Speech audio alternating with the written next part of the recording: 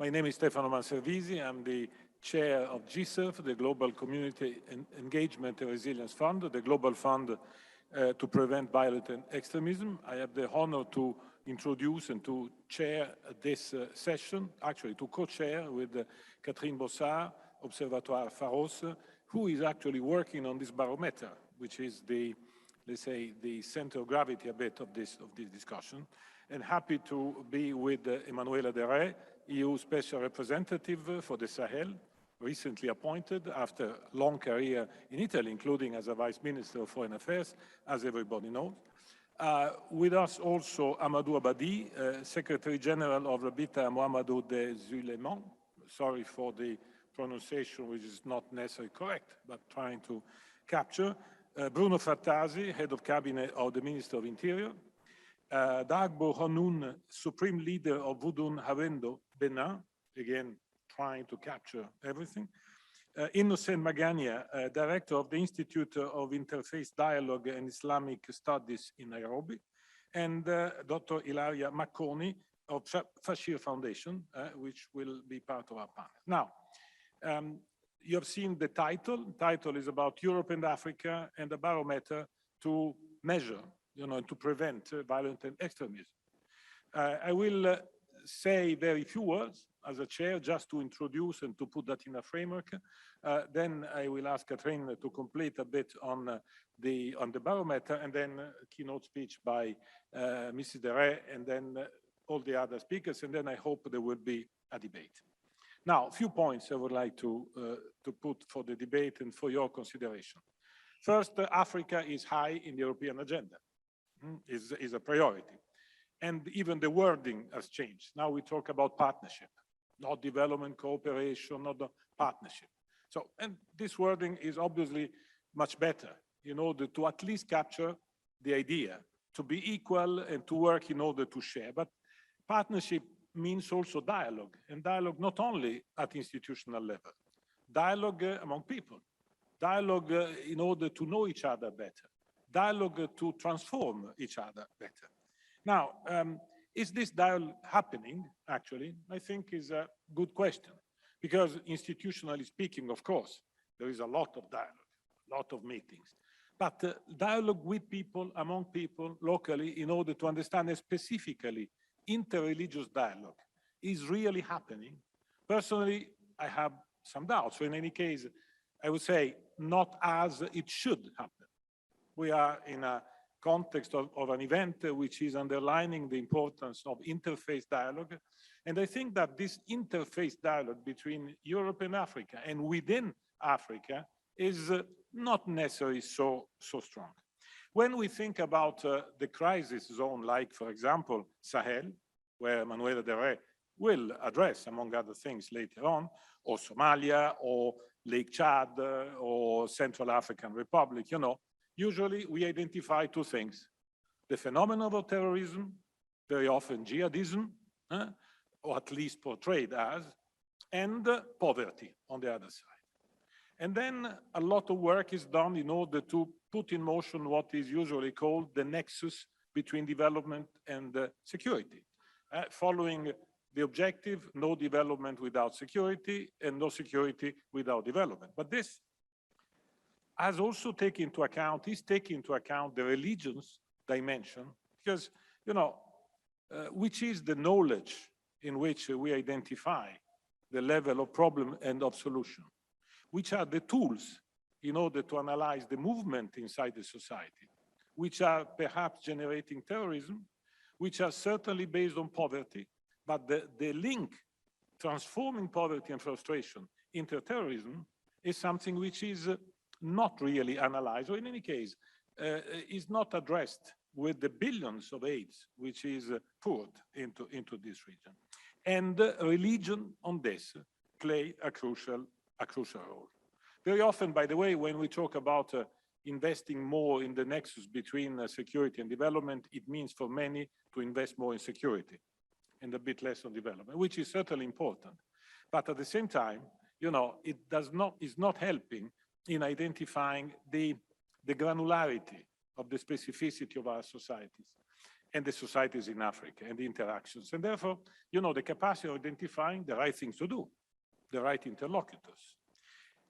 We say that religion is not the problem. And the religion is very often, regularly often, used by terrorists in order to recruit. But it means that religion can also be a solution. Is the solution in order to counter the violent extremism, in order to counter the intoxication. Are we investing enough? Are we knowing enough? Are we identifying the leaders, the influencers, which are able to be the leverage, which can turn people into protagonists of their own resilience? This is, I think, is the key point. And religious dialogue and interfaith dialogue and identifying, let's say, the religious leader and influencer is crucial because it is the way to penetrate the fabric of these societies and to empower those which can help building resilience from inside. So in other terms, the issue is religions as an asset to build resilience through people, empowering people. As a GSERF, and I conclude here, you know, we had made experiences. Well, by the way, I made the long experience as a Director General of the European Commission, putting billions in Sahel, Somalia, many others, you know, big projects, but they're difficult to arrive to people. Now GSERF, Global Fund to Prevent Terrorism, is working exactly in the opposite, to micro level. For example, in Nigeria, setting up inter-religions forum in order to find the protagonist of the resilience building, not the Europeans, but from the inside. In Kenya, for example, collecting personal counter-terrorist narrative, the experience of individual people sharing their feeling. Or in Mali, for the radio talk shows, using radio, but also training influencers to use radio properly, you know, and therefore challenging very often the, let's say, the terrorists or the intermediaries on their own ground. So therefore, this is what I would like to say. It's time to invest much more. But the question is, do we know enough?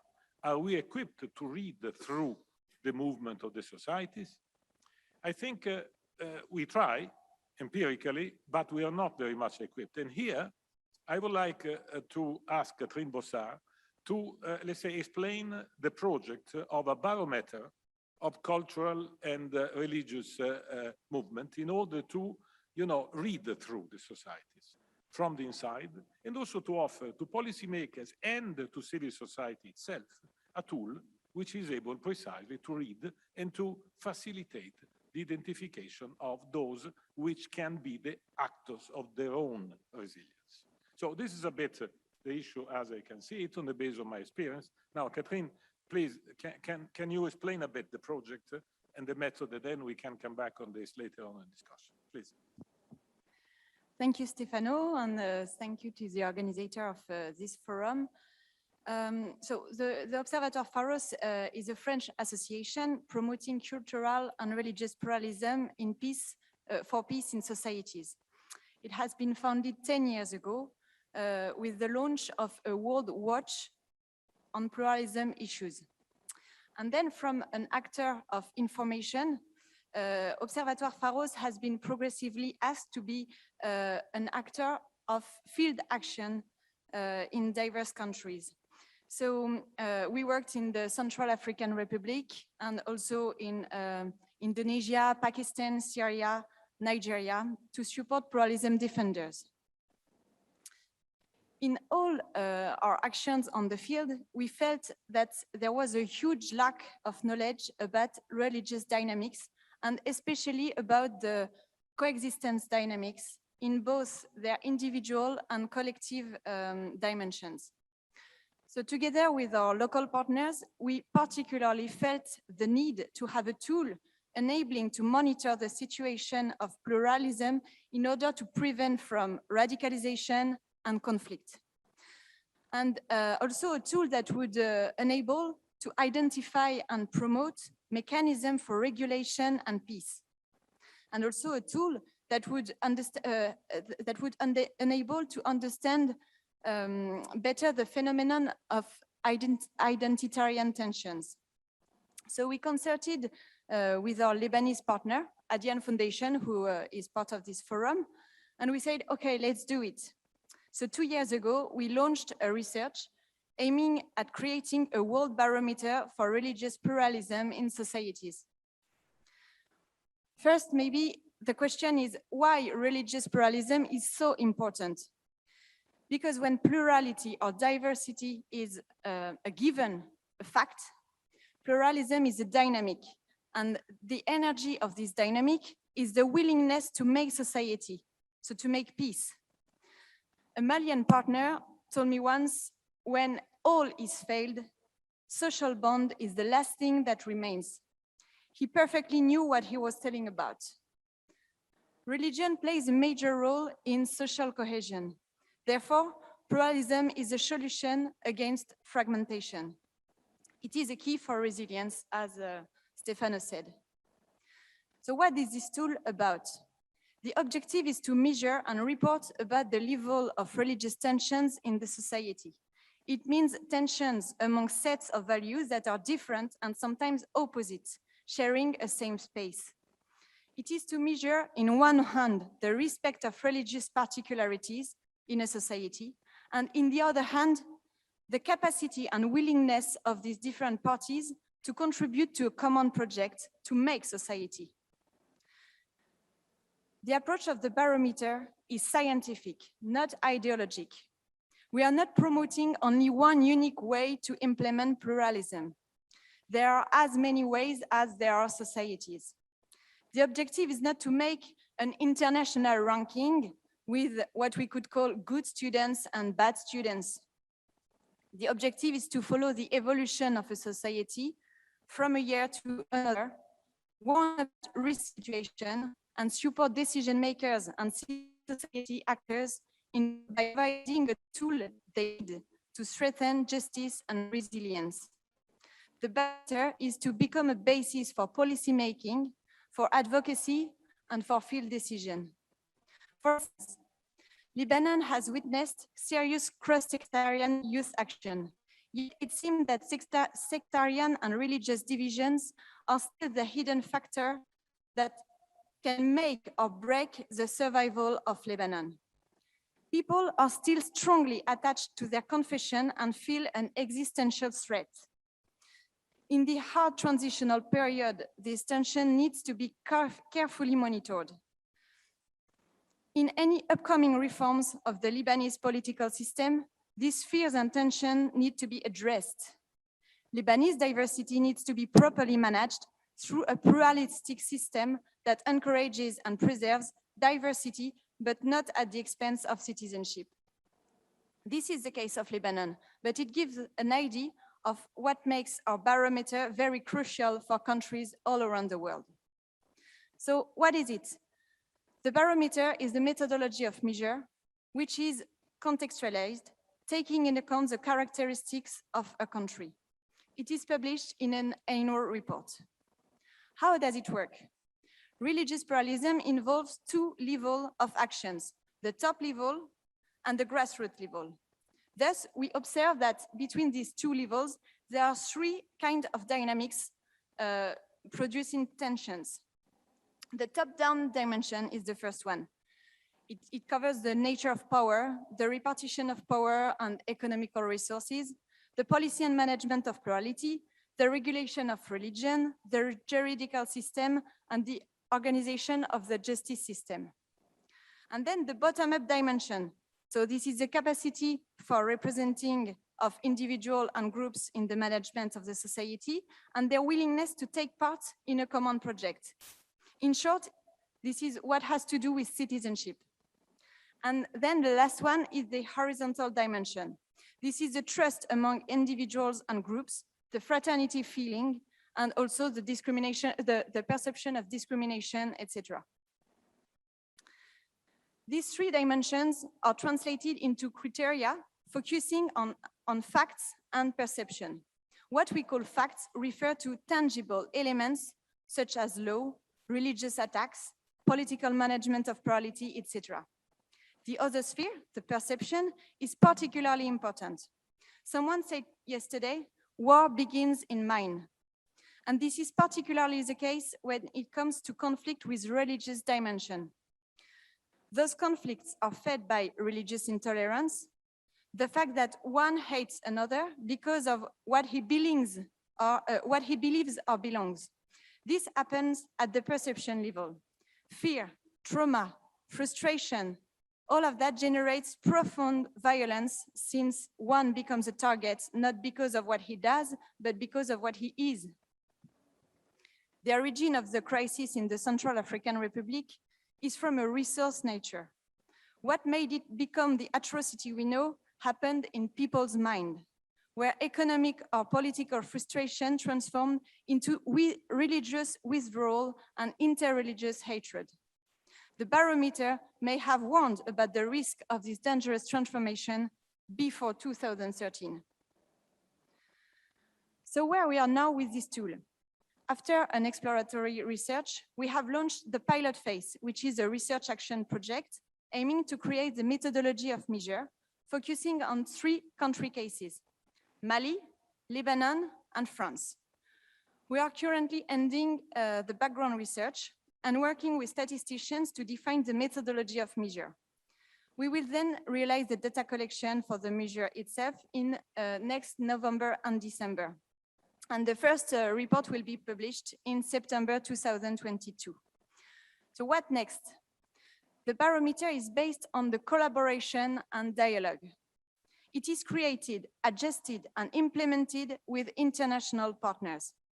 The next step for Observatoire Pharos and Adian Foundation is to develop international partnerships and to include new research countries. We are opening the reflection for the 2023 edition.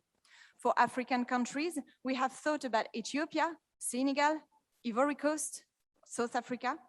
Your contributions are very welcome in this reflection, and I would be very happy to discuss it with you after this session. Thank you for your attention.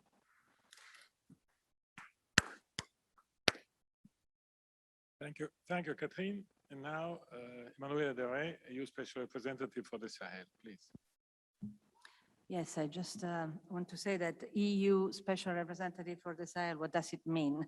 Because I understand that it's difficult to define my new role, but it is a very important role. I feel really the burden and the responsibility of it, because it implies that I represent 27 countries of the European Union, and I act on their behalf in order to cooperate with the countries of the Sahel to reach some positive and concrete results in the future in terms of security, development, and of course, stability in a sense of acquiring, let's say, the right instruments and sustainable tools to make sure that peace comes to the region, and it comes in a mode that would guarantee for next generations to be able to grow happily and to have the right opportunities to become citizens of the world. So my role is quite heavy in a sense. I am prepared, but just sharing with you some reflections regarding interreligious dialogue, which is a topic and a domain in which I have worked for the last 30, almost 40 years. I have to say that I feel that there are some issues still to be solved that I would like to share with you, and maybe we could discuss potential solutions. In the last few days, as you know, the most important element that we have discussed in our media has been Afghanistan. And probably all my African friends know that Afghanistan has been considered a real threat also for other areas in the world, because there has been an immediate instinctive parallelism, for instance, between the Taliban and terrorism in the Sahel. I consider the risk of terrorism in the Sahel incredibly high, and of course, I continue to think that asymmetric wars are the real danger of the future. But I also want to say that, you know, this idea that we have a system of communicating vessels automatically starting out of an event like Afghanistan, I think it's superficial.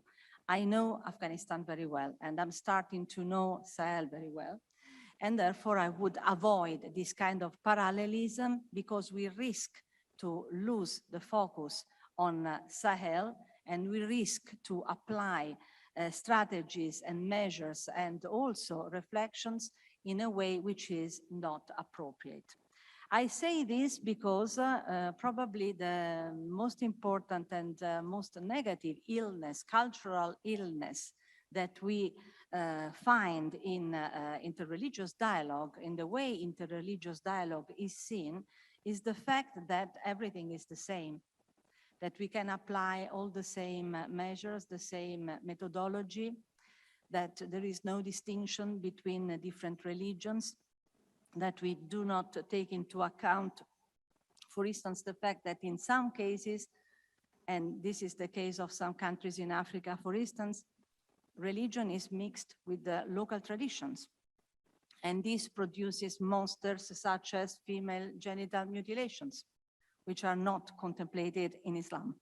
And therefore, this is a product of a mixture that we should somehow address. There have been, through political interventions, continuous dialogue at all levels, successes. For instance, regarding female genital mutilations, I was very happy to announce last year that Sudan finally introduced a crime in the criminal code condemning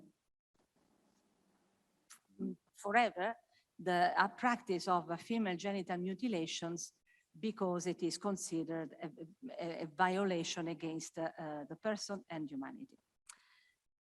Why do I say these things? I say these things just to introduce the fact that we all agree on the fact that, of course, there is a global consensus and convergence on the idea that we have to intensify our activities in the field of interreligious dialogue. Of course, there is a reason by which we say this. And the reason is that there is no other social agent that has more power than religion in penetrating communities, for instance. No other social agent, really. Of course, schools, but schools in most areas are related to religion. And therefore, we can say that this is a powerful network that we should exploit positively, of course, to make sure that positive messages are passed. Religion can really reach everywhere, and of course, through its related activities, not only through its religious institutions, through places of worship, such as mosques, churches, and many others, through the fact that, of course, there are also dialogues that go beyond because they imply the participation, aggregation of people. Therefore, we are in front, probably, of something that will go beyond the normal activities at lay level or state level. It is a very important tool for communication of values. I want to say that if we look at Africa, for instance, and because we are talking about Africa, we wonder what happened in the last, let's say, 40, 50 years. We have had, European countries, hundreds of NGOs working on field in the region of Sahel, in the Horn of Africa, in the rest of Africa. Many of these NGOs are faith-based. Therefore, there has been a nuance related to religion also in the activity that has been brought in terms of development to the continent. Nevertheless, of course, despite many activities that have been incredibly beneficial to the communities, it seems to me nowadays, and I say this bluntly, that these activities were not really sustainable, because unfortunately, the pressure from terrorist groups is not decreasing. So what were we able to do? Europe on one side, local communities on field. There must have been something that has created a favorable climate, but not enough to create a sustainable change. The problem, in my view, is that this enemy, terrorism and violence, derives from the fact that has been said very clearly also by my friend Stefano Manservisi, derives from a condition, a lifestyle, a situation of deprivation. But is it enough to provide some food at one point or solve some elements of deprivation for the time being? The problem is that terrorists provide an alternative system of welfare. And this is where we, the European Union, should intervene. We must provide an alternative to the horrible alternative, which is sustainable and truly functioning, creating an opportunity for resilience. So what I want to say is, of course, we need an approach which is fully inclusive. Interreligious dialogue is fundamental. Religious leaders must decide and will to provide the basis for people coming together and sharing. Of course, we are fully aware of the fact that many religious communities fear interreligious dialogue because they think that this would imply losing their identity or maybe losing part of their identity. But this must be made clear, we don't want that. And most of all, the new methodology that we must apply in interreligious dialogue must be based on the idea that religious leaders and believers are not enough. Their energy is not sufficient. We need to include the institutions. We need to make sure that they have their meetings in institutional environment, that, for instance, we include the private sector. We make sure that business is included in this process, otherwise it would not be enough. I have a lot of experience in this sense in many areas. Lebanon, I have worked for years in Lebanon, and I know very well how it works and what the problems are. I can tell you that, for instance, there is a big problem in Africa regarding faith literacy that is also very much related to the fact that people talk about religion, but they do not really talk religion. They don't really express themselves in the real religious way. And this is a very serious problem we are aware of. And also, of course, we have to work very closely on the idea that we are not only moved by moral values, we are also moved very simply by interests, because it is in the interest of people to create stability. It is in the interest of the private sector to create stability, to make sure business works. It is in the interest of the government to have stability, to make sure that money circulates, financial institutions can contribute, and so on. Regarding the Union, to say that there has been an interest in dialogue since a long time ago. I was doing research and I found the first true signs of interest in 1994, when there was an initiative called for Europe, which favored dialogue representatives beyond the pure legal and economic interest. Then, of course, the Treaty of Lisbon in 2003, there is an article number 17 that mentions the space for regular, open and transparent dialogue in terms of religion. So there has been an interest. In the last 10 or 15 years, there has been a huge amount of different activities. Certainly, are these activities well, let's say, organized? have we really developed a system of interreligious dialogue or a methodology which is spread everywhere, shared by everywhere, which implies the collaboration of many? I can tell you that the position of special envoy for promotion of freedom of religion or belief outside the European Union has been vacant for 2 years. I was, I remember when I was cooperating with the previous special envoy. Now we have a new special envoy called Stylianides. But just to give you an example, on one hand, there is a lot of interest. On the other, probably we are a bit lost in, let's say, the huge amount of information we have. We find it difficult to identify the real good practices, and therefore sometimes we find ourselves to be very still in what we do instead of being dynamic.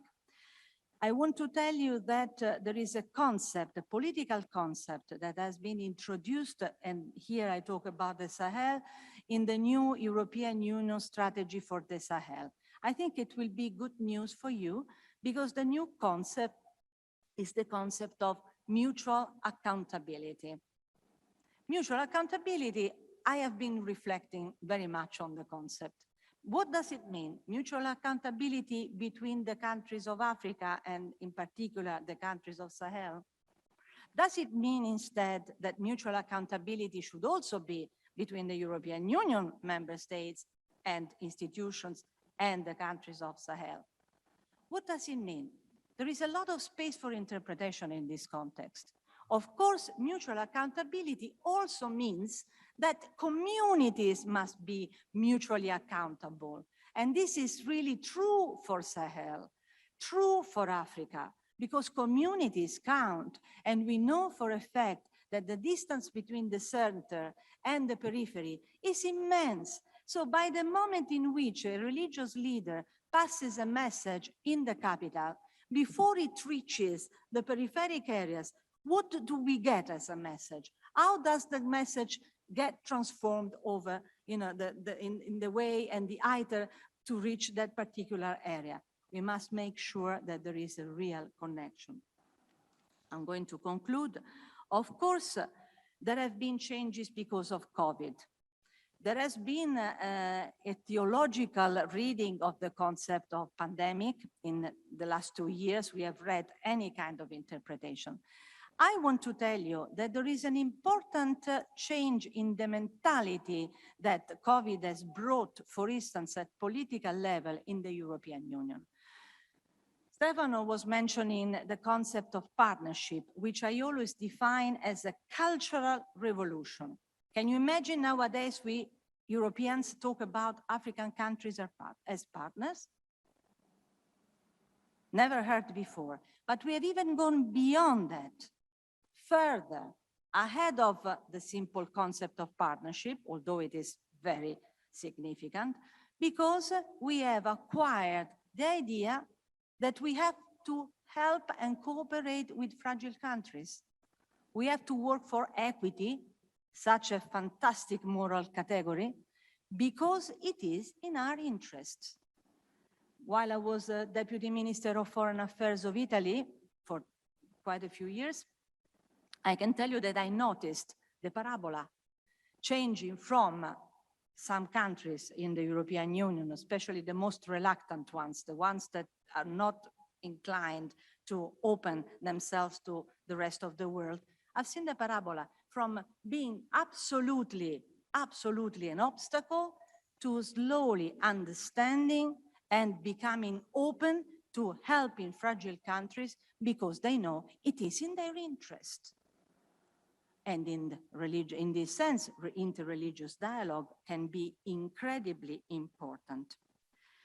Of course, as I said before, and I'm going to conclude, I am convinced that we must make sure that interreligious dialogue in this framework is not a separate methodology, is not a separate praxis, is not a separate exercise that is only related to religious leaders or to believers.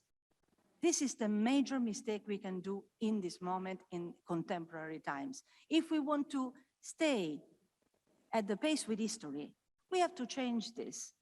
Interreligious dialogue must be part of our policies, simply because religious communities are there. And of course, we know that religious communities are, as I said at the beginning, a fundamental, formidable social agent, especially in areas where it is very difficult to move on the territory. There are no infrastructure, there are no services. Interreligious dialogues, we need to build our governance. It is a fact. Of course, we know that to obtain this, we need a lot of goodwill and a lot of trust. These are two categories, political, conceptual categories, that I think are absolutely essential to make strategies work efficiently. But we can work on that. And we need to make these strategies work in Europe, in Africa, in the world. We have to be global.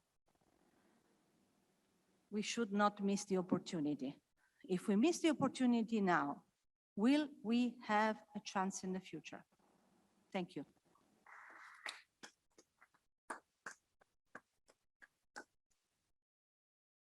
Thank you very much. By the way, on the EU Special Envoy for Freedom of Religion and Beliefs, unfortunately, the situation is back to square one because Christos Stylianides has resigned in order to become member of the Greek government.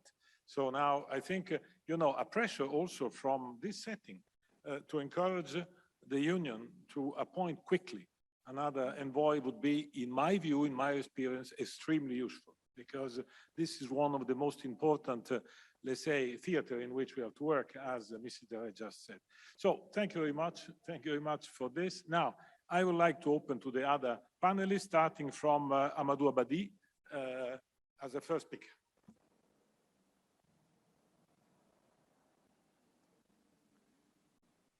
Let's go to the...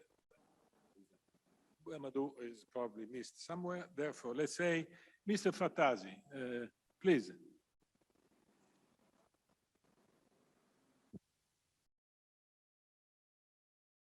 Allora, intanto buonasera e grazie dell'invito. First of all, thank you so much for inviting me. The topic is indeed very important. You said Africa is a priority for European agenda when it comes to institutional dialogue among all the players who can participate. If this is true when it comes to the European agenda, it is even more important for Italy, for the Italian agenda, given the position of Italy and the relations of exchanges, in particular with Northern African countries. Personally, I work for the Ministry of Interior, which is quite complex, the Italian Ministry of Interior, because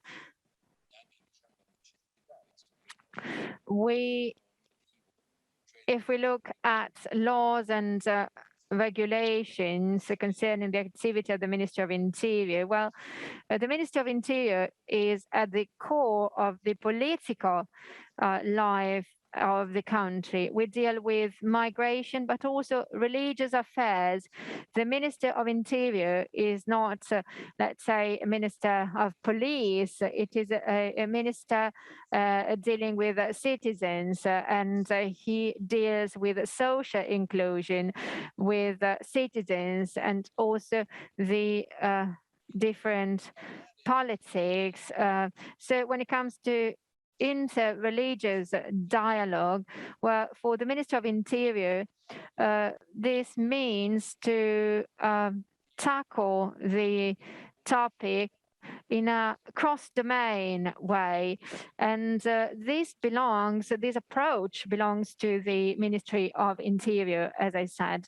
And I would like also to actually, continuing what Emanuela de Rest said, if we really want dialogue to go ahead, interreligious dialogue to continue, and to build a peaceful coexistence in countries, but also between countries. Well, to do so, we need to go beyond the national dimension. And in particular, we need to implement our approach, the Italian approach, which is an approach including different disciplines and factors.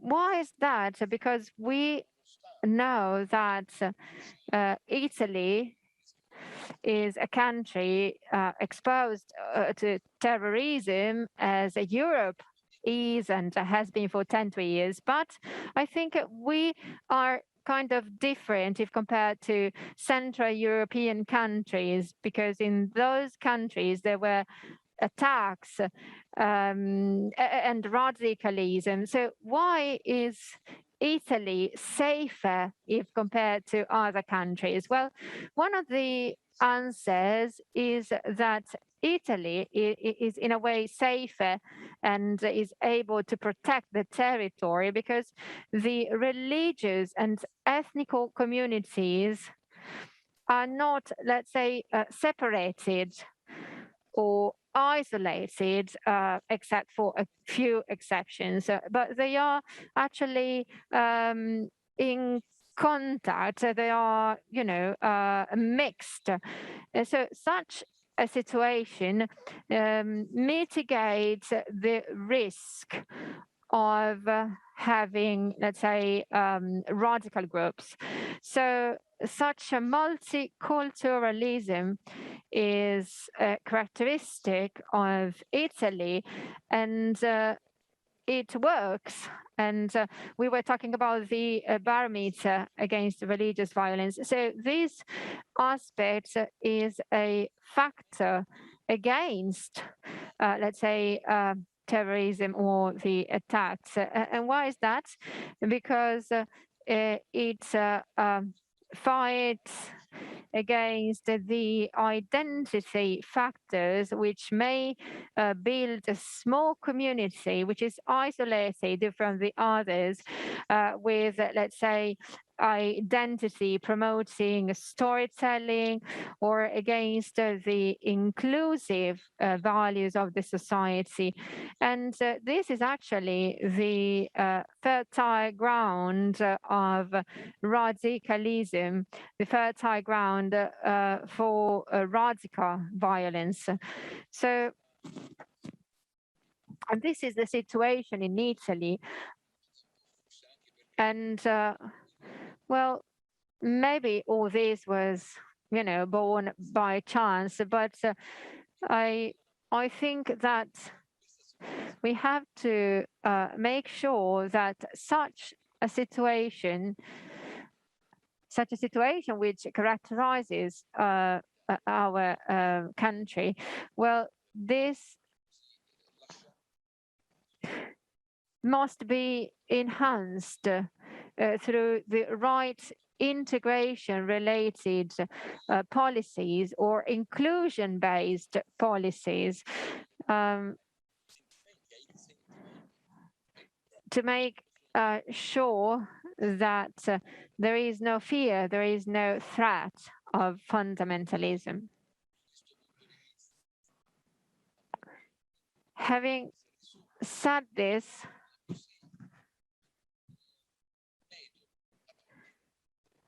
what is the right way for promoting and fostering the establishment of such principles? Well, we can work on a secular vision and make sure that all religious communities present in our country feel protected in the same way, regardless of the belief of the religion. So we should provide every community the perception that they are protected. So such communities, such religions have the same dignity. Let me give you a practical example to better explain what we are doing. The dignity of the places of worship. In Italy, the dignity of the places of worship is not guaranteed for all religions. And this is a problem. We have to make sure that places of worship have this dignity. And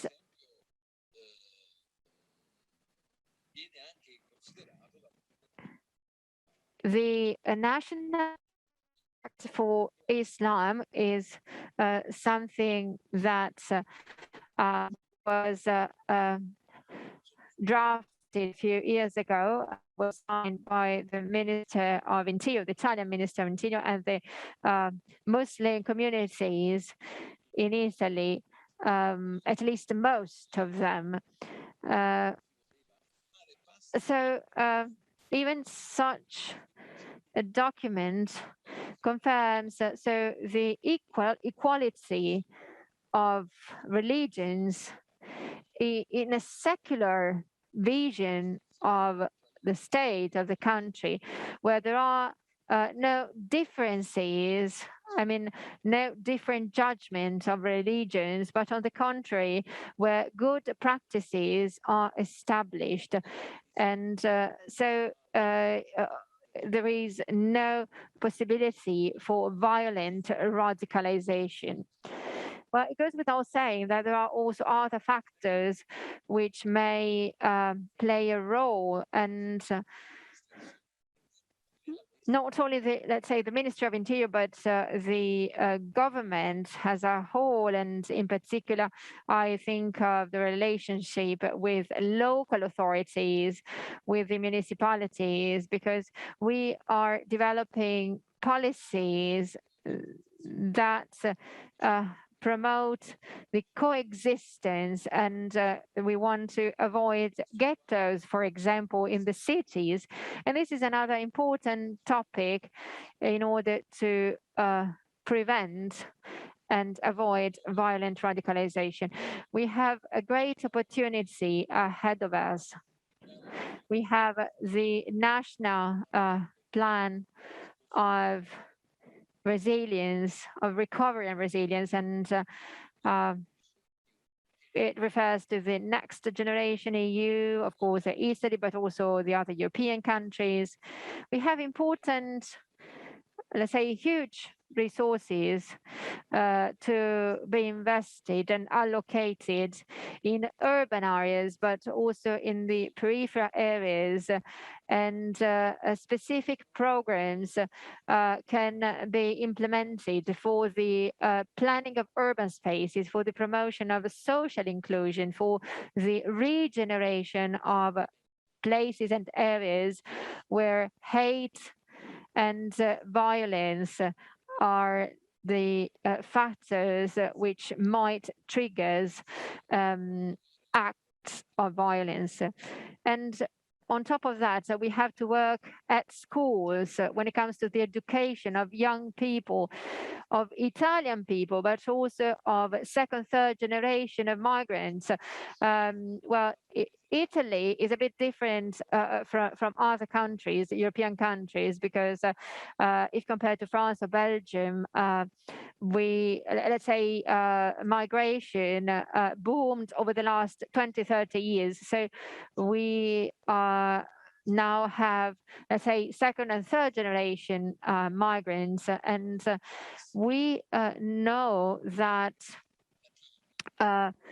the native migrants brought problems in other countries, for example, in the UK, in England, if you consider the attacks in 2005. So we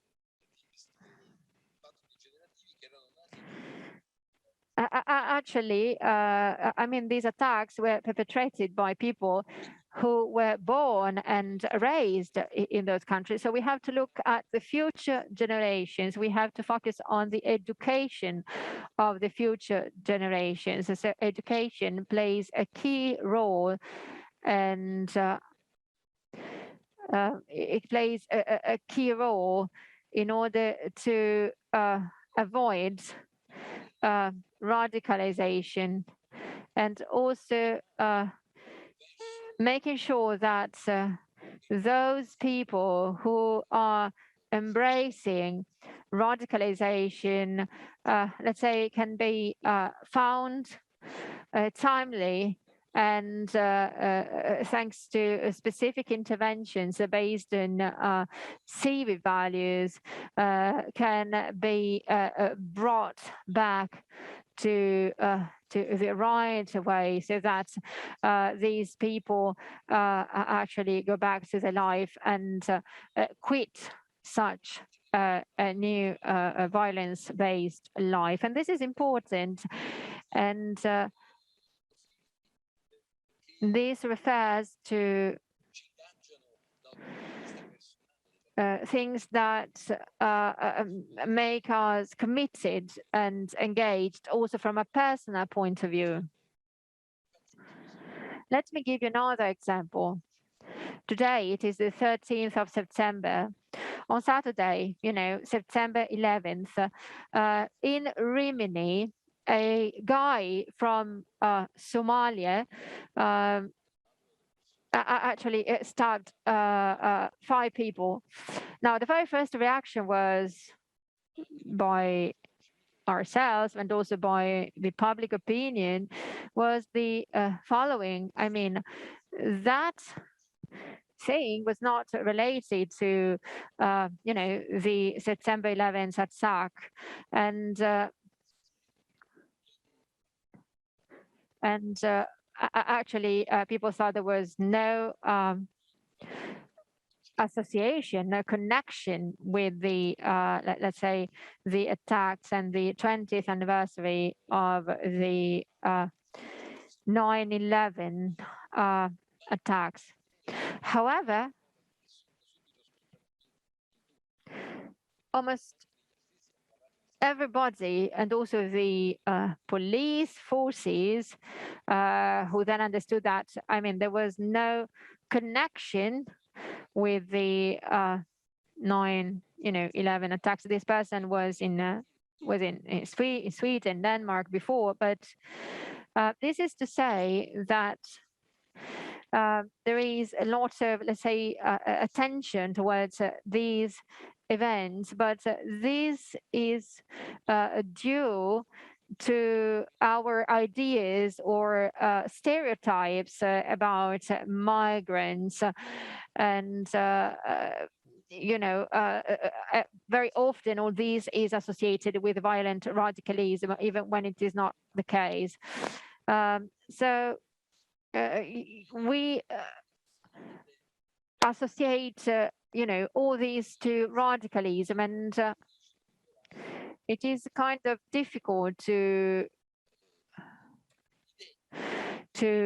dismiss such idea of, connecting these violent facts with, terrorist attacks. So these facts had nothing to do with that, but maybe that was caused by psychological instability, also social instability.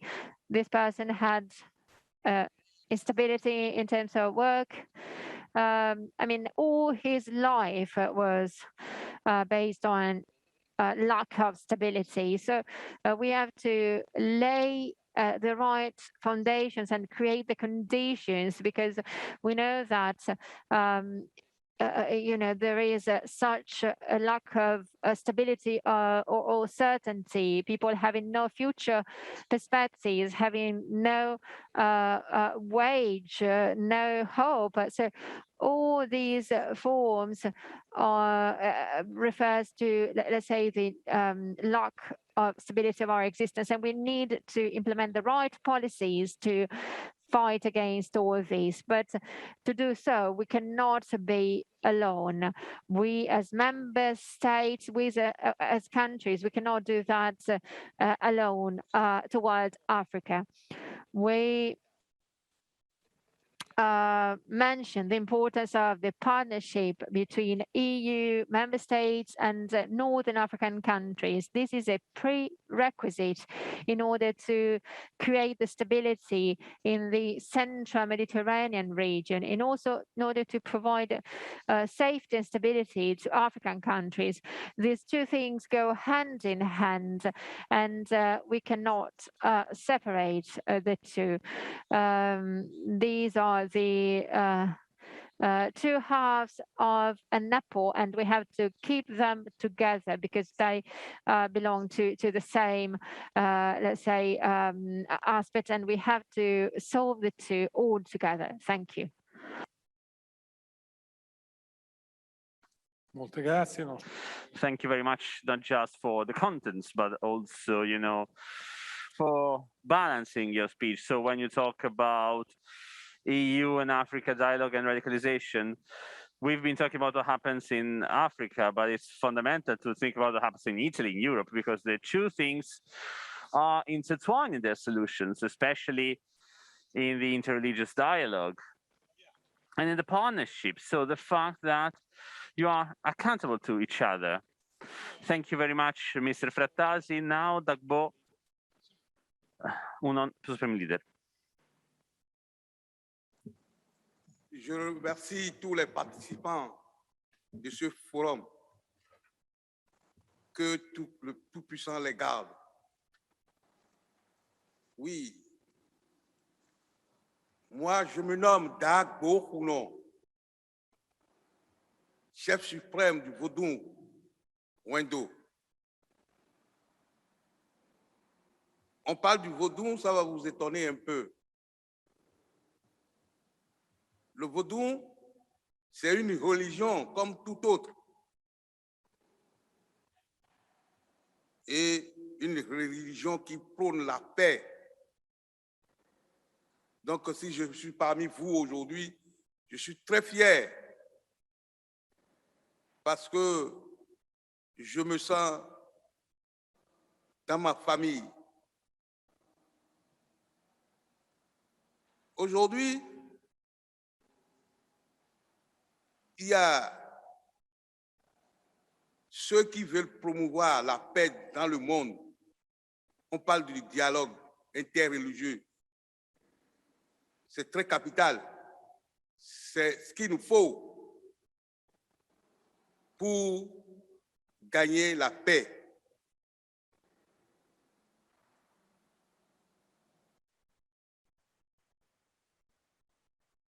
Cette assemblée est nommée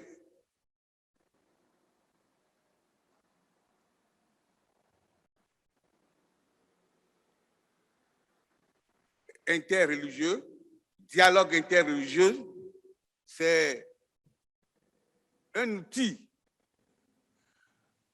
pour préserver effectivement les cas sociaux.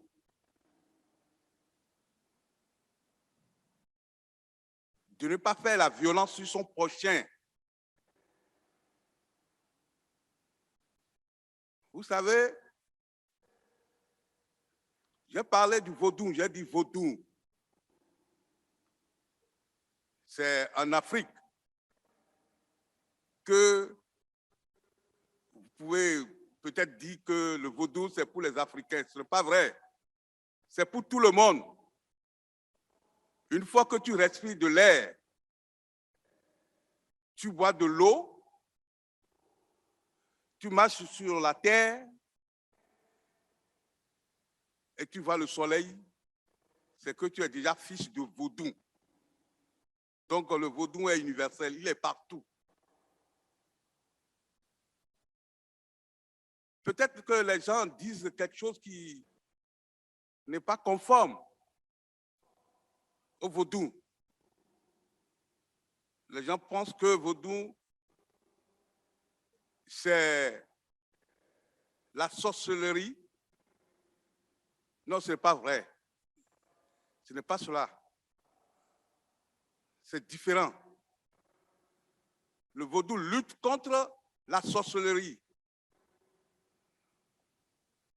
Donc, c'est clair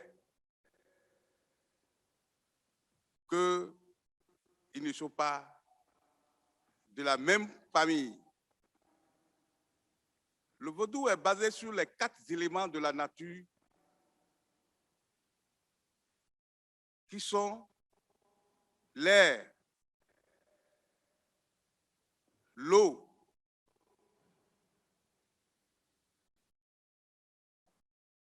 la terre et le feu. Vous savez, si l'air s'arrête d'un instant à l'autre, 5 minutes, que deviendra-t-il l'humanité? Donc, ça veut dire que l'air, c'est très important pour l'humanité.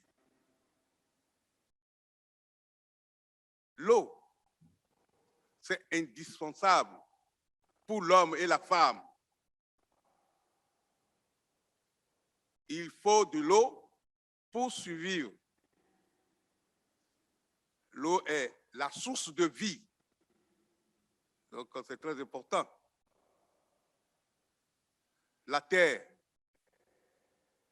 je l'ai dit tantôt, la terre, vous savez, si vous marchez sur la terre, c'est celle-là qui vous donne la vibration, ce qu'il vous faut pour supporter la journée.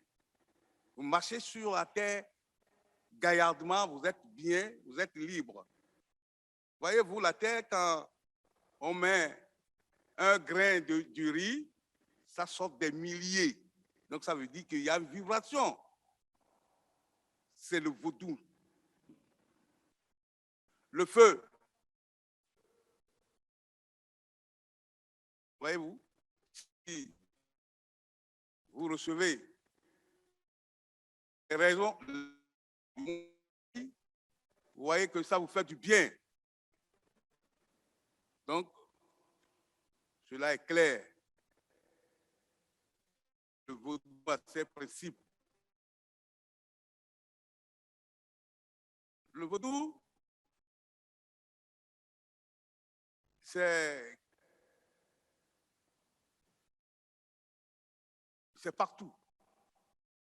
Je viens de le dire que le vaudou est partout. Donc, si je suis parmi vous aujourd'hui, je vais apprendre certaines choses pour aller, je serai le porteur de ce message pour aller au Bénin, pour enseigner à mes collègues qui sont les dignitaires du vaudou. Le vaudou est partout. Ce n'est pas uniquement en Afrique. Donc, le dialogue interreligieux est capital. Je viens de le dire tantôt. C'est avec ça que nous devons nous respecter nous-mêmes. Mais ça, il faut que le dialogue interreligieux soit sincère. Il faudrait que ça soit sincère. C'est ça qui fait que nous aurons la paix. Et quand il n'y a pas la paix, est-ce que la population peut adorer le Tout-Puissant, ce Dieu que nous parlons, ce vaudou que nous parlons? Le vaudou, c'est une tradition que les ancêtres nous ont légué. C'est pour nous faire du bien. Le vaudou, quand tu lui demandes quelque chose, il va te donner. Donc, mes chers frères et sœurs ici présents, je vous demande humblement d'être sincère envers vous-même. Oui, nous savons que il y a les 10 commandements de Dieu. C'est de même que chez le vaudou. Aime ton prochain comme toi-même. C'est dans nos couvents qu'on nous enseigne cela. Donc, il ne faut pas chercher la femme de ton prochain. Il ne faut pas tuer. Il ne faut pas mentir sur le compte de ton frère. C'est interdit. Tout ça là, c'est oral. C'est oralement que nos ancêtres adoraient le vaudou. Donc, je vous l'ai dit, je viens de dire d'être sincère envers soi-même. Oui, il y a un phénomène qui sévit le monde entier. Oui, le réchauffement climatique.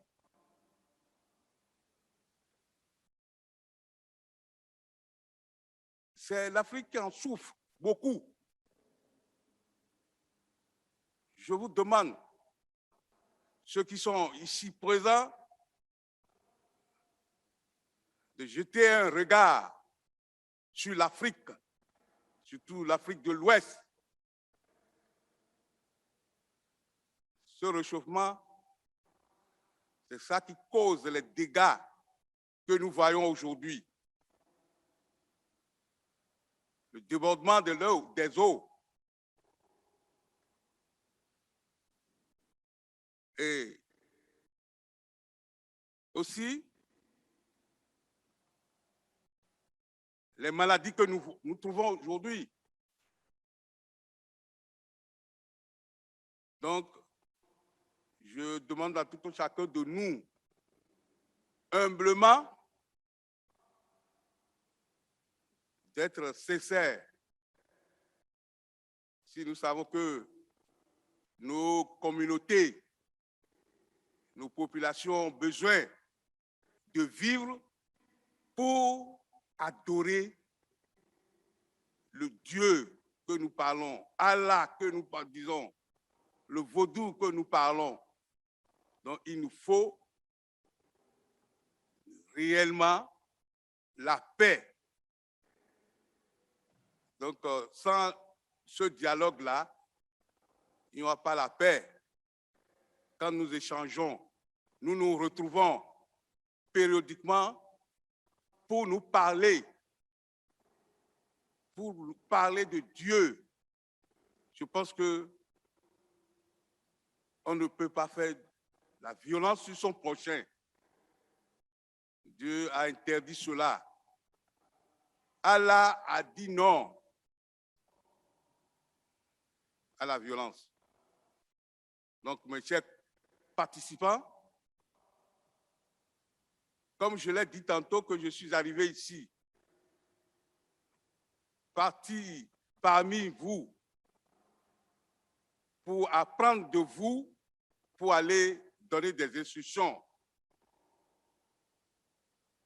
Chez moi, en Afrique de l'Ouest, notamment au Bénin, si nous voulons que les choses aillent de bien, c'est pour ça que nous sommes là. Il faudrait que ce forum-là se passe aussi en Afrique, pas uniquement en Europe.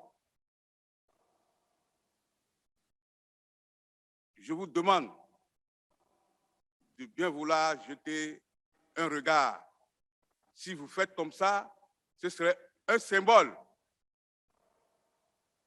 Ce symbole va grandir jusqu'à l'éternité. Et ça va rester dans l'histoire.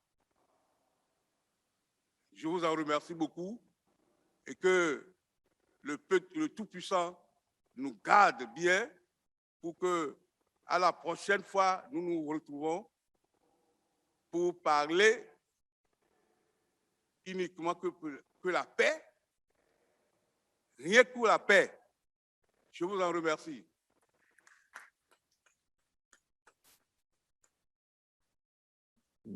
Je m'excuse, je vais prendre quelques minutes de votre temps pour vous dire que on a eu toutes les misères pour que le pontife soit ici présent. Il a fait 2 jours d'avion pour être ici.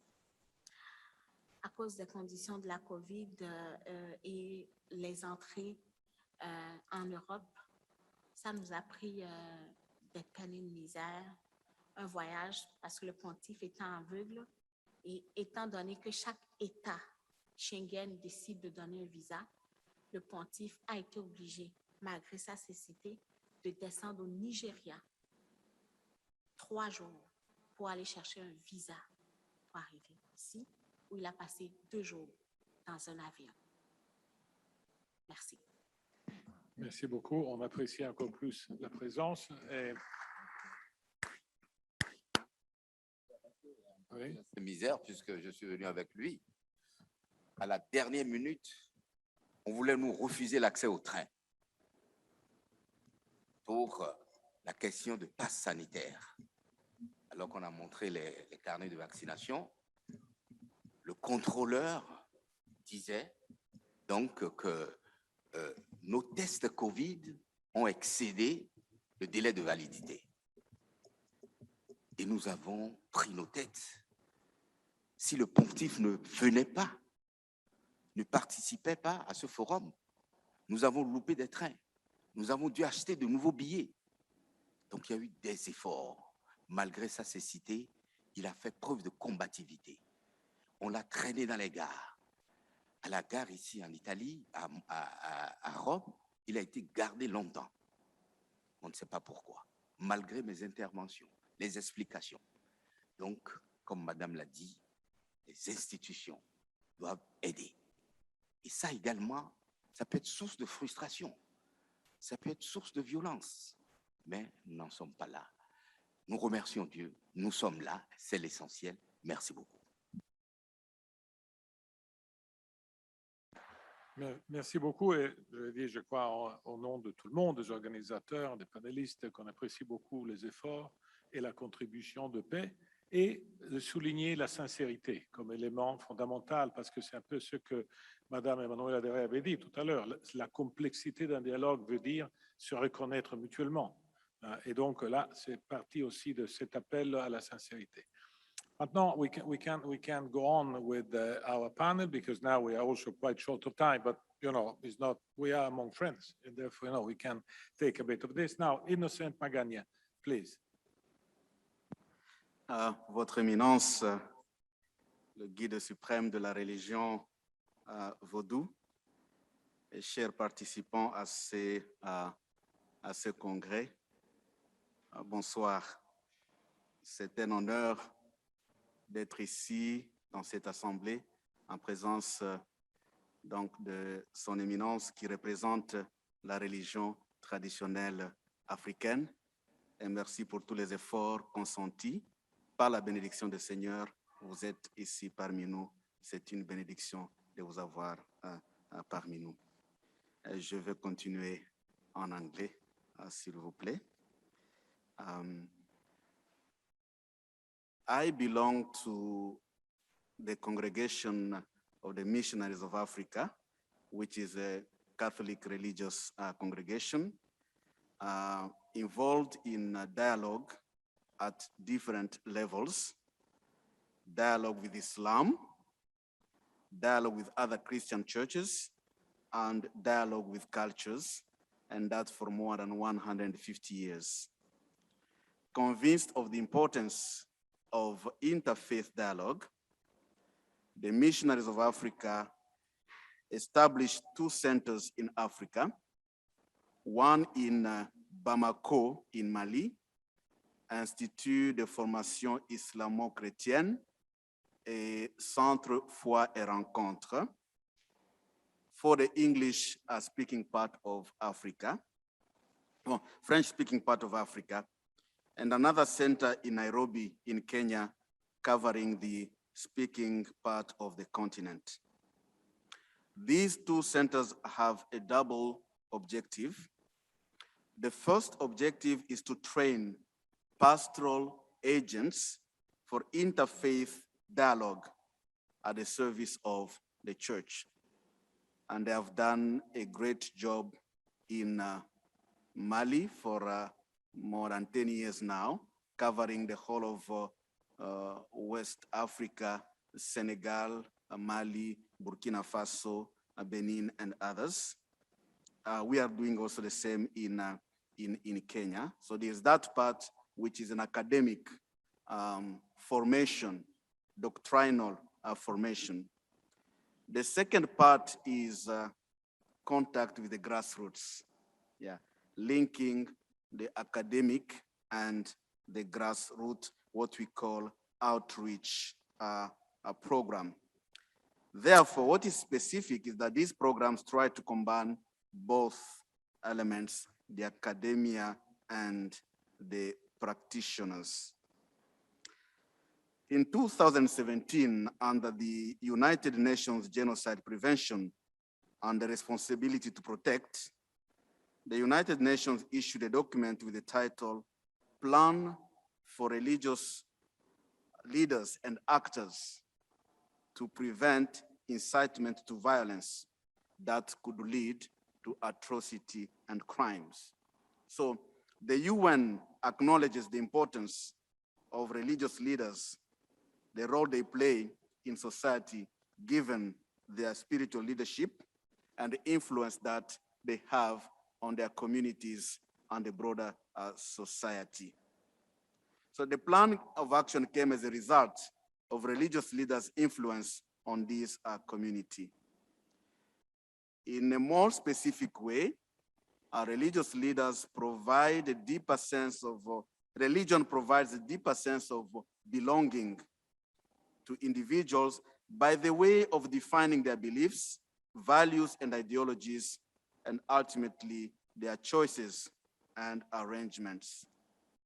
So although the level of influence of religion on individuals and groups may vary depending on myriad of social, political, and economic factors, there is no doubt, however, that majority of people worldwide are guided by religious, convictions.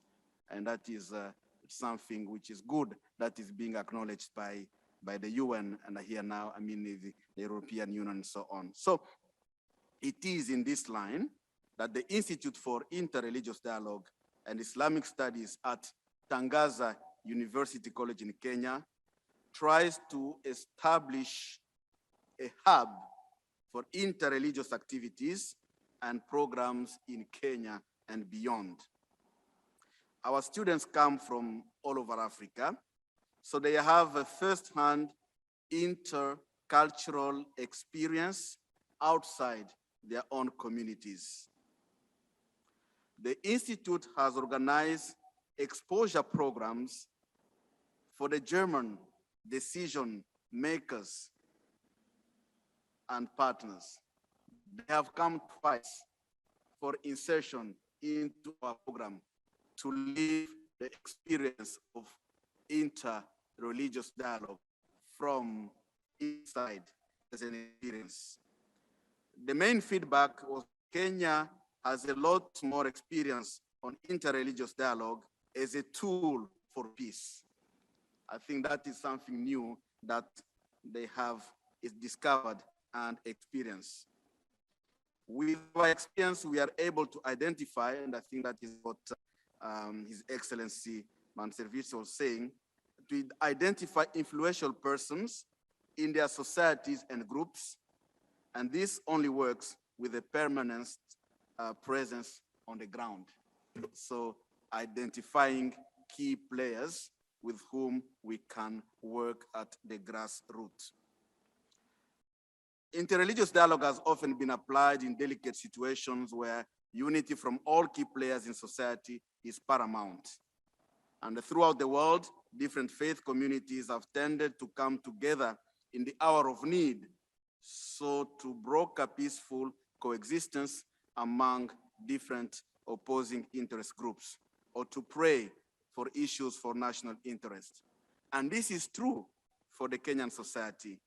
During critical moments in Kenya, different religious leaders come together to pray for the nation, as it happened after the Westgate Mall attack in 2013, or during the interreligious prayers organized by the President of the Republic himself to implore divine mercy in the time of the pandemic in 2020.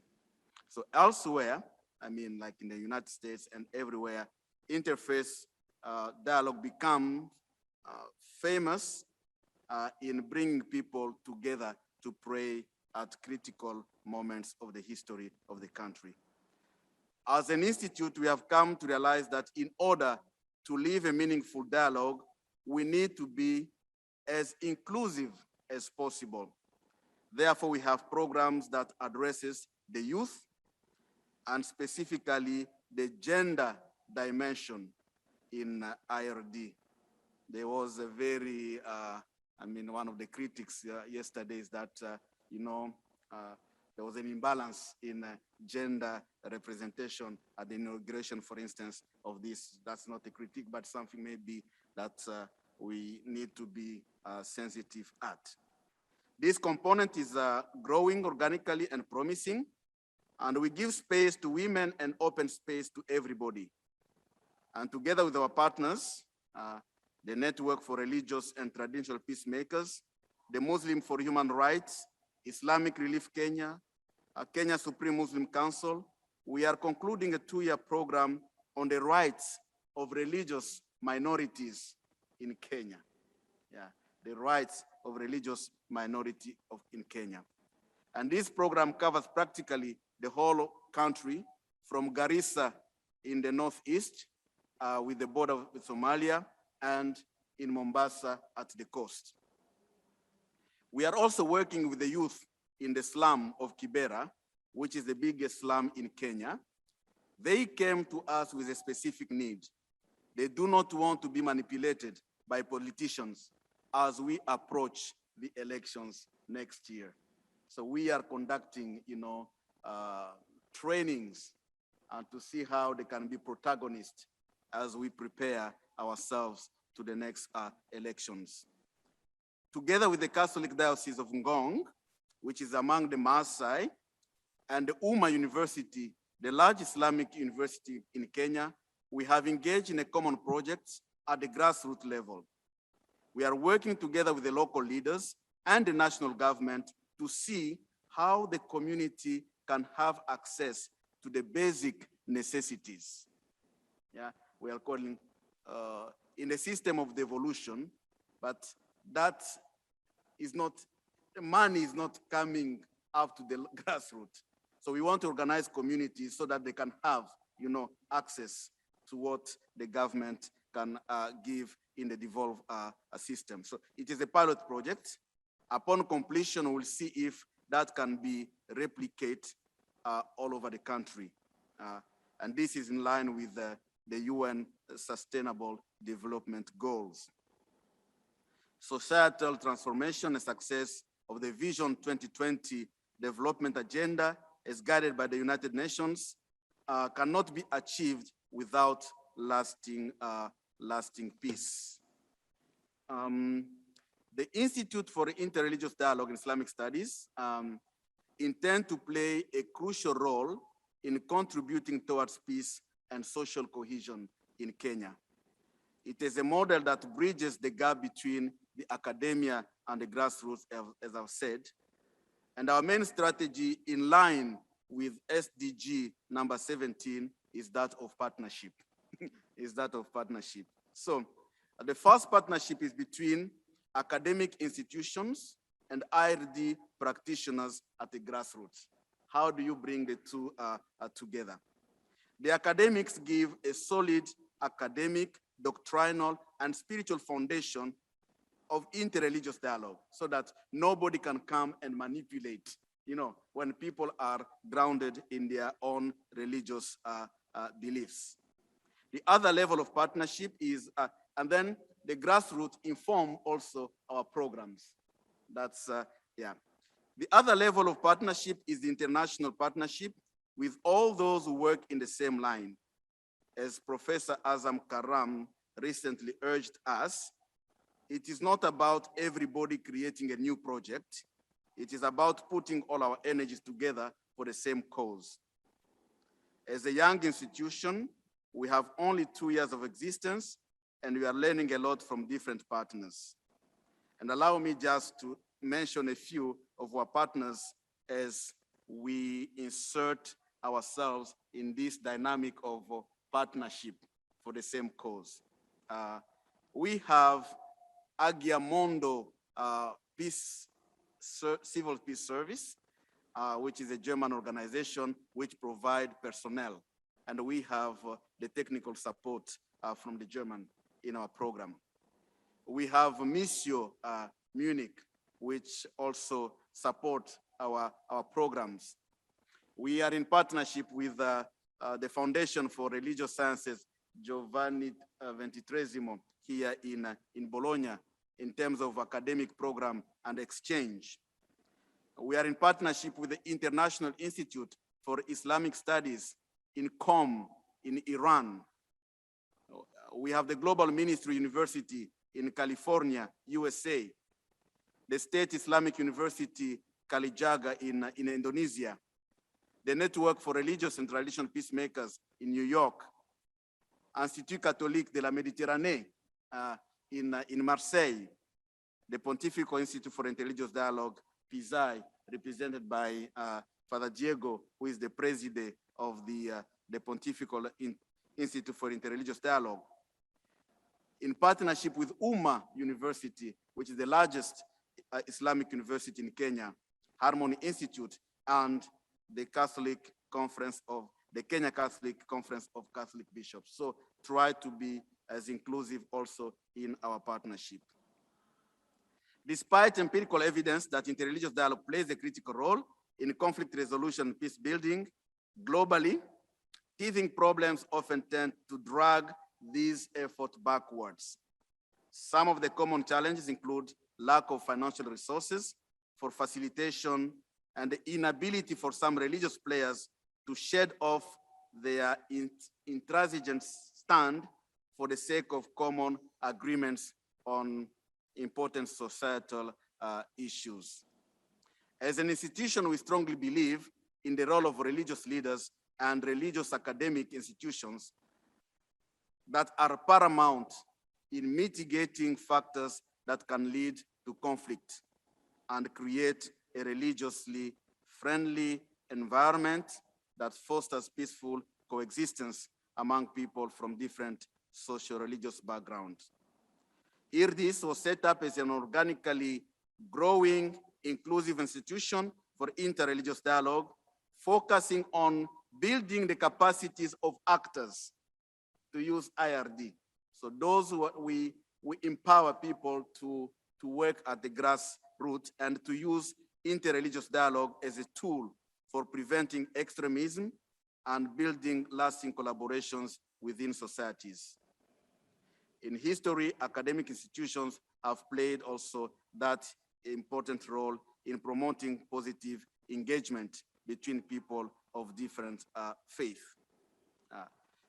For the respective communities to assure a different education for the new generations to be open to collaboration, mutual acceptance, fraternal initiatives, academic institutions have a role to play. We have just concluded a 3-day global event reflecting on Fratelli Tutti, where we had more than 3,000 people following us across the globe. And that wouldn't have been possible without partnership. Without that wouldn't have been possible. So the institute is therefore is placed strategically as a hub, and that is our dream for interreligious activities in Africa, for academic programs, outreach activities, trainings, and networking. It builds capacities on interreligious dialogue as constructive tools for peace and social cohesion, and enhance knowledge and collaboration among religions. IRD is used proactively as a tool for peace to empower women and minorities' role through the integration of gender perspective as a cross-cutting issue to interreligious dialogue. IRD provides safe space for dialogue. Is a concept that we are developing. So not a physical space, but a space where people of different can come and dialogue, especially when they are of the same religious traditions, but they cannot talk together. But when they are within this space, they can come and collaborate together. It offers a space for dialogue encounters, advocates for individual and religious freedom, and the Institute also currently established full academic programs with international academic institutions. So, interreligious dialogue requires resources for mobilization of peace-building partners as well as conveners to spearhead the process. These in themselves are likely to present challenges, especially given varied worldviews expected from different religious entities. We strongly need a North-South partnership dialogue, and I think this is the purpose of this panel, where we can learn from each other. Partnership is the way of the future, and I think Madam says even beyond the word partnership. We can learn from each other and emulate the best practices in countering and preventing religious violence and extremism. A forum such as this one is a good initiative in the right direction. The Institute for Interreligious Dialogue in Islamic Studies is honored to be here today, and we'll be looking forward for more partners to help us grow as we are still a young institution. So thank you very much. It's an honor to be here. Thank you very much. And now our last speaker, Dottoressa Macconi of Fascire, please. Thank you. Good afternoon. Thank you for your interest in this session, and thank you, Mr. Chairman, for your introduction. Let me start with a quote. Kenya's well-known philosopher, John Beatty, states that Africans are notoriously religious and that religion permeates every department of life.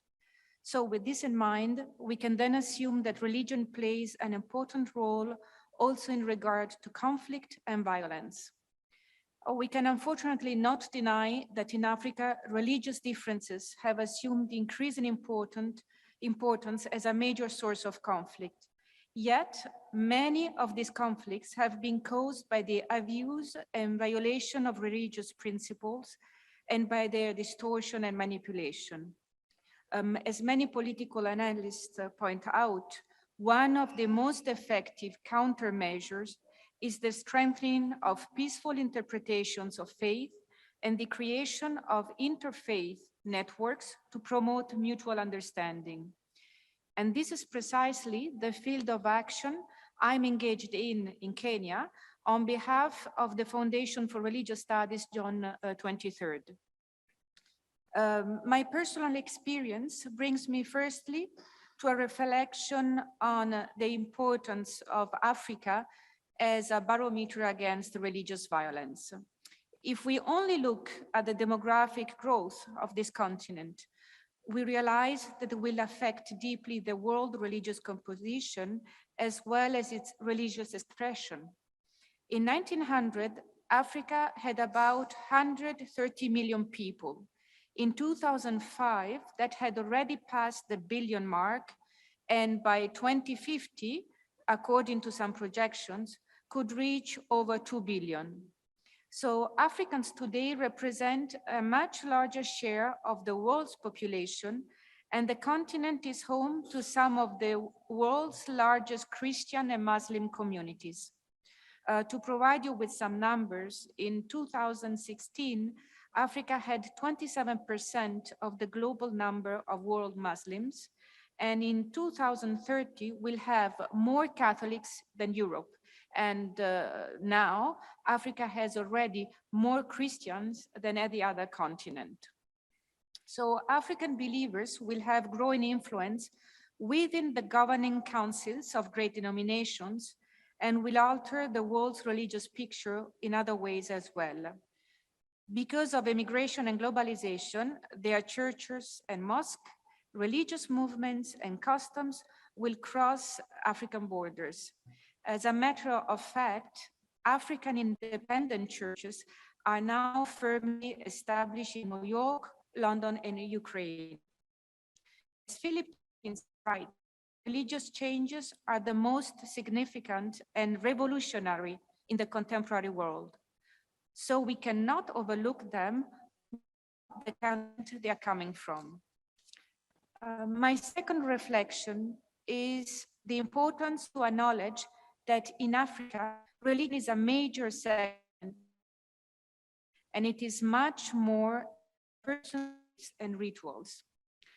Many African theologians, among them Mary Gateway, Philomena Mwaura, points out that in Kenya, people live in a religious universe, and religious well-being is very important for them.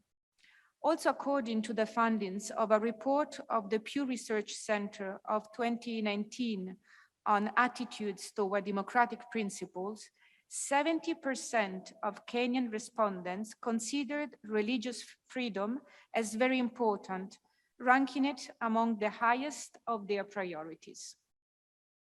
So religion is in Africa, as another African theologian states, Jesse Mugambi, is one of the pillars of culture and very important in the building of national identity and social cohesion. As a matter of fact, all public schools in Kenya have religious education classes that focus on either Christian, Muslim, or Hindu teachings, and those classes are taught by government-funded teachers.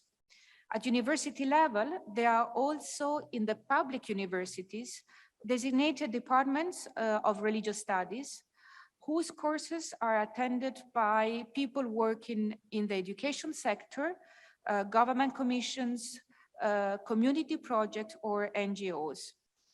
We can therefore say that the subject religion is recognized as valuable and significant in the formation of young people.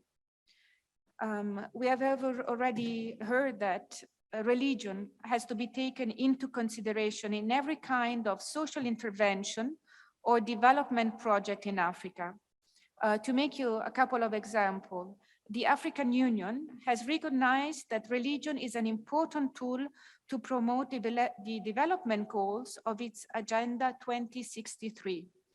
Moreover, different faith-based agencies and religious actors are very active, not only in Kenya, but in the whole of Africa, in community-based programs, aiming, for example, at discouraging child marriage, preventing domestic violence, empowering women, and addressing, for instance, also HIV/AIDS-related problems.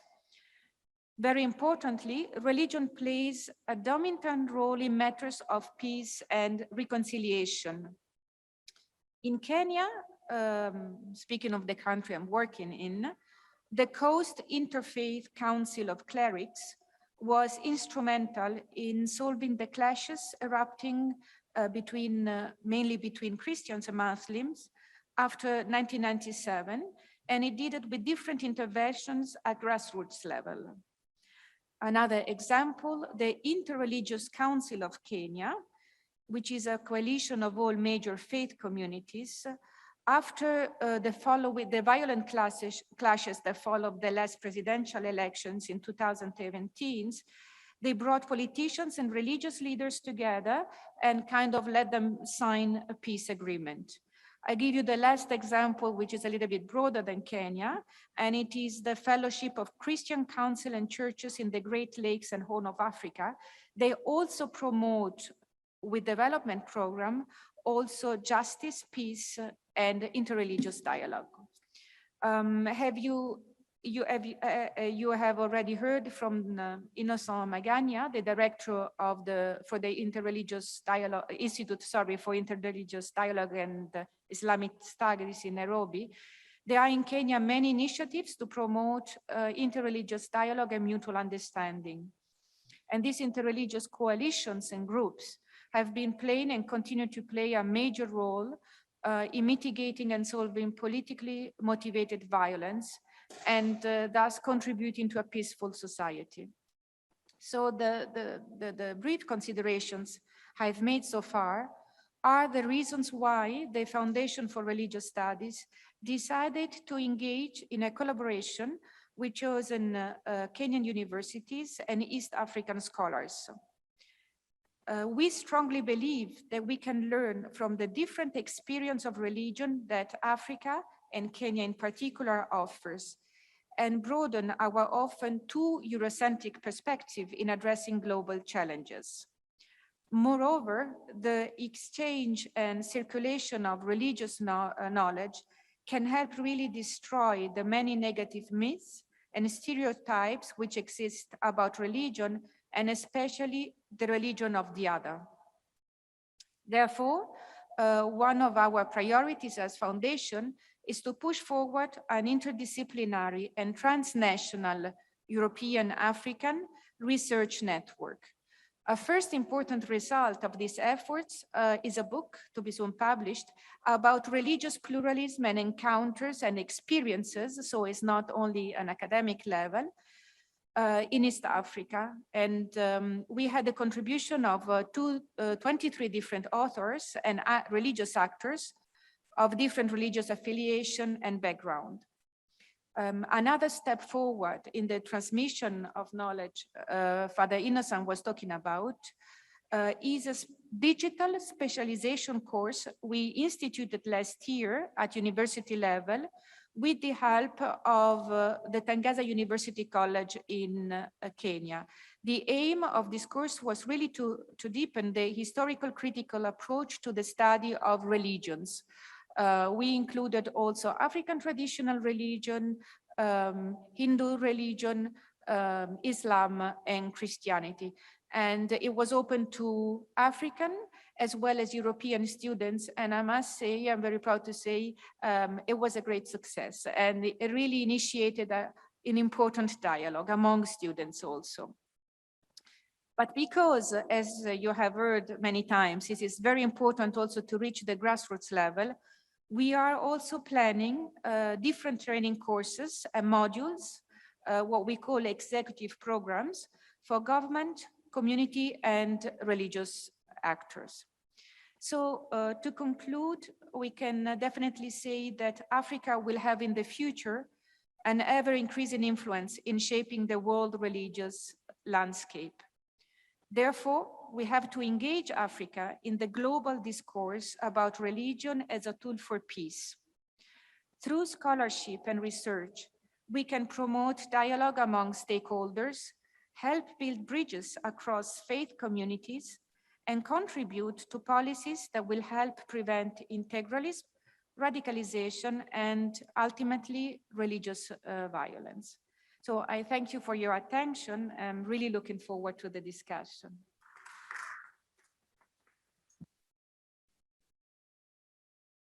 Thank you very much, Professor Macconi. I think that now, obviously, we are totally beyond schedule. But if there is one question, I can take it for the panelists. Otherwise, I will ask Emanuela De Re first if she has some remark to do on what has been said. Otherwise, we can conclude here. So because it's late, so I would like simply to say one thing. I think that, as Emanuela De Re said at the beginning, we have put all this into the framework of partnership. Partnership is complex, is a concept in the making, in the feeling. And I think that this debate has contributed in filling this, in defining what partnership is, with a certain number of precise input. First, that Africa could be not the weak point of the world, but rather one of the strongest, as Ilaria Marconi just said. Second, that partnership is to reinvent Europe and Africa together. As Mr. Frattasi said, we are sharing our example. That, we have to be sincere. We have to recognize each other. We have to be able to measure, and we have to have places where this can turn into a permanent, let's say, way of working. So therefore, I think that we are shaping a bit what we put into this concept of partnership, and also what we can, let's say, do together in this extraordinary adventure. And I have just to add one thing. We all need humility in doing this, because we have to discover. And very often we have to accept that we are transforming ourselves too.